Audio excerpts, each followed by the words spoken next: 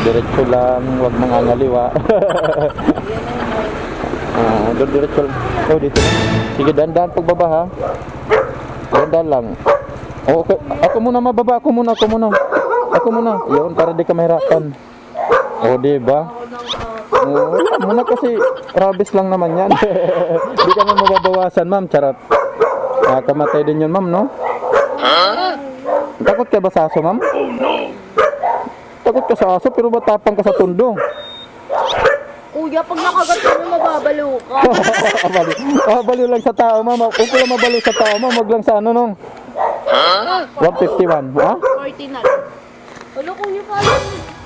Uy, sige na, alalayan kita. Shh. Alas dyan, baka wag mong kagatin si ma'am, baka mabaliw. Okay lang daw si ma'am mabaliw sa tao, wag lang sa ano, ma'am, no? Tapang mo pala, ma'am, takot sa aso sa'yo, ah. Parang galit sa'yo yung aso, ma'am. Parang may kasalanan ka sa kanya. Lumain ka sa ano. Si babay, ma'am, thank you. Ayun o. Hoy, alis. Atakot. Ayun na, wala na, hindi na yun. Kuya, dyan. Dito na ako. Sige, tingnan lang, ayaw lang kita ng motor doon. Agad si ma'am sa aso. Sige, ma'am. Nabasag mo ito. Kuya, ikaw lang ako. Kaya nga, lalayan kita doon, diyan. Hindi. Makahihirapan ka mamigil. O sige, lalagay ko lang dito kasi nasa daanan, ma'am, gitna eh.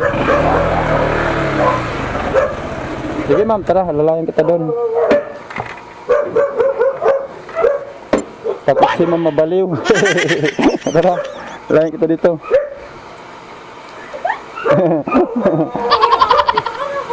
Oo, ma'am, hindi yan, ma'am, dito. Okay na, ma'am, okay na? Okay, thank you. Takot si ma'am sa aso. Takot si ma'am mabaliw. Charot. Nakakabaliw kasi yung aso daw pag kinagat. Okay.